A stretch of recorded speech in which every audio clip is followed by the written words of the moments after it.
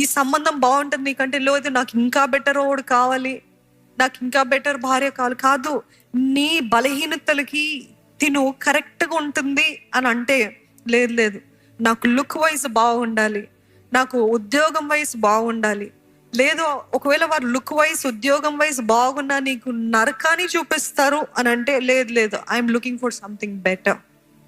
But how many times God has sent you and you rejected it. And you అవ్వాల్సిన సంవత్సరంలో ఆ వయస్సులో చేసుకోక వీరి కోసం ఇంకా బెటర్ అని ఆఖరికి ఎవరు వచ్చినా